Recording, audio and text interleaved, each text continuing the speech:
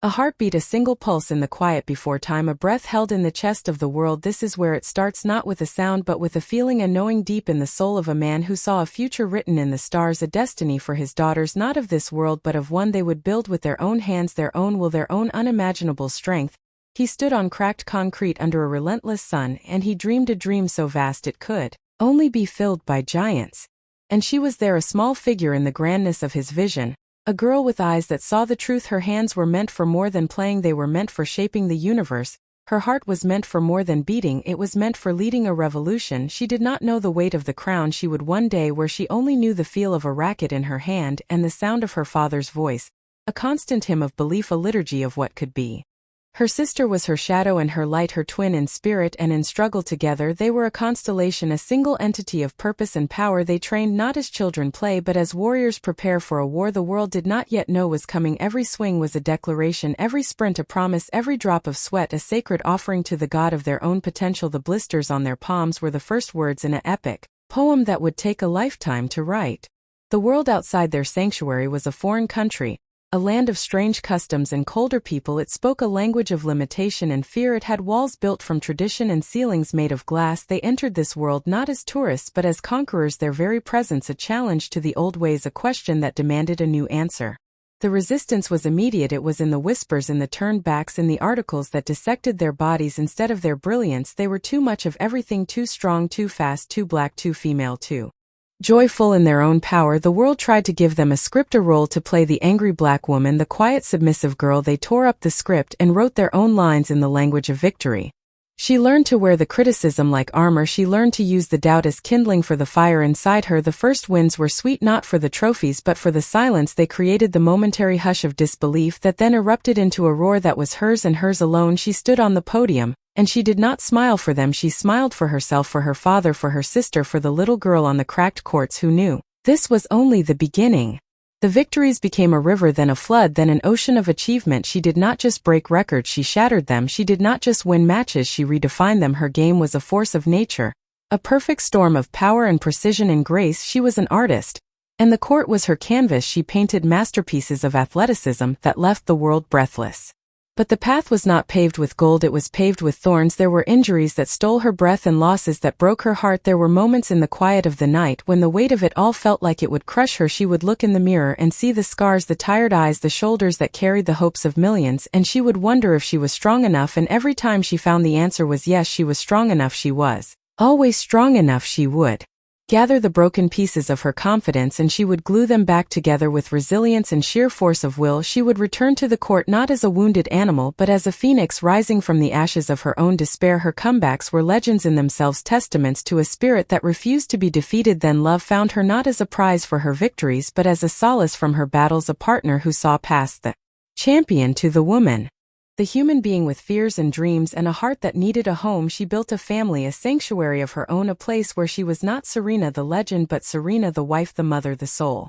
Carrying her daughter was the most profound experience of her life, feeling a new life grow inside the body that had been an instrument of power and now was a vessel of creation, was a miracle that humbled even her mighty spirit. Winning a Grand Slam while pregnant was not just an athletic feat, it was a cosmic statement about the capabilities of women, a roar that echoed through history. Then the darkness came without warning, the joy of birth replaced by the cold fear of mortality, a fight for her life in a sterile room with beeping machines and hushed voices. The champion who had faced down every opponent was now facing the void. She fought with a courage that had no name, a primal instinct to live for her daughter, for her husband, for the life she had built. She stared into the abyss and the abyss blinked. Recovering was a journey back to herself, but she returned changed. The fire was still there, but it was warmer now. It was a hearth, not a wildfire. Her perspective had shifted. The court was important, but it was not everything. She saw a bigger world with bigger battles to fight. She built an empire with her mind and her money. She became a force in business and a champion for those without a voice. She invested in women, in people of color, and dreamers and innovators. She used her platform not for vanity, but for change. She was building the world her father had seen in his vision, a world where talent was recognized no matter its packaging. And as the years turned, she felt a new chapter calling, the chapter of evolution, the time to step from one stage to the next. The farewell was not an end, it was a transition, a graceful passing of the torch. The final match was a celebration, a love song from the world to her, and from her back to the world. The tears were not of sadness but of overwhelming gratitude. For the journey, for the struggle, for the glorious, unforgettable beauty of it all. She left the court, but her presence remained in the air we breathe, in the dreams we dare to dream, in the ceilings that are now shattered forever. Her story is not a memory, it is a living, breathing thing. It is the wind at the back of every child who dares to be different. It is the strength in the heart of every person who faces a wall and decides to climb it. Her legacy is a forest grown from a single seed of a dream planted in the hard soil of Compton. It is a symphony composed of every grunt of effort, every roar of triumph, every quiet sob of pain. It is a masterpiece painted in the colors of resilience and love.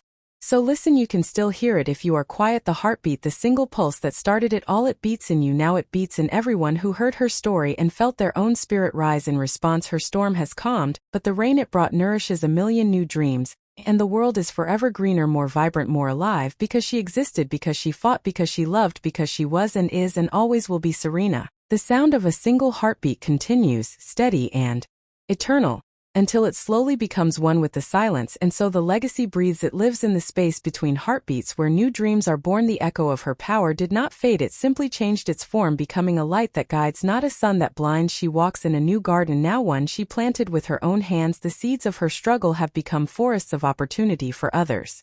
Her voice, once a roar on the court, is now a chorus of 1,000 whispers in boardrooms, in studios, in the quiet corners where ideas are born. She builds not with rackets but with resources, not for trophies but for transformation. Her venture capital is more than money, it is belief made tangible. It is the oxygen for fires that the world tried to extinguish. She looks at a young woman with a prototype and a dream, and she sees herself on that cracked court. She sees the same fire, the same stubborn hope. And she says yes when the world says no. She becomes the father she had, the believer she needed. She is writing new scriptures for a new generation.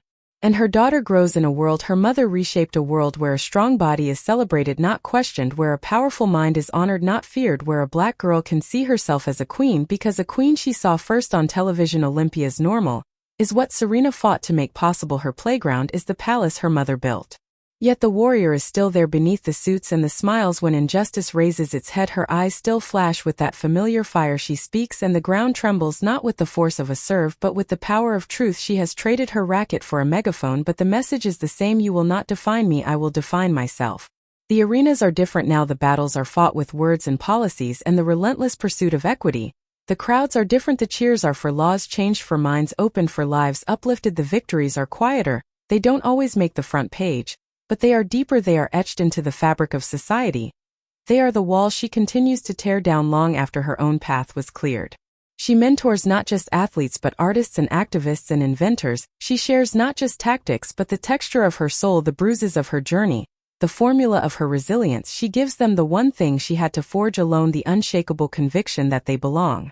And in the quiet moments when the world is asleep, she remembers the feel of the racket, the smell of the court, the sound of the crowd, a single perfect note of joy. It is a memory, a beautiful ghost that visits her not with regret but with gratitude for the platform it provided, for the stage it built, for the voice it gave her. The story is a circle now. The little girl from Compton is now the architect for all the little girls who will never have to fight that same fight. Her struggle was not for herself alone, it was for every heart that beats outside the lines, it was for every dream that is too big for its container. So the symphony continues, conducted by her hands but played by a million different instruments. It is in the student, the entrepreneur, the mother, the artist, all playing their part in the song. She started the melody of defiance and hope. Her life is no longer a single thread but a tapestry woven into the soul of humanity.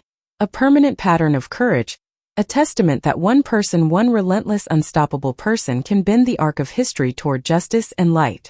And the world is different because she chose to fight, because she chose to rise, because she chose to love, because she chose to continue. The sound of a gentle, steady rain begins, nourishing the ground as a new melody, built from the old one, slowly rises, full of possibility and peace.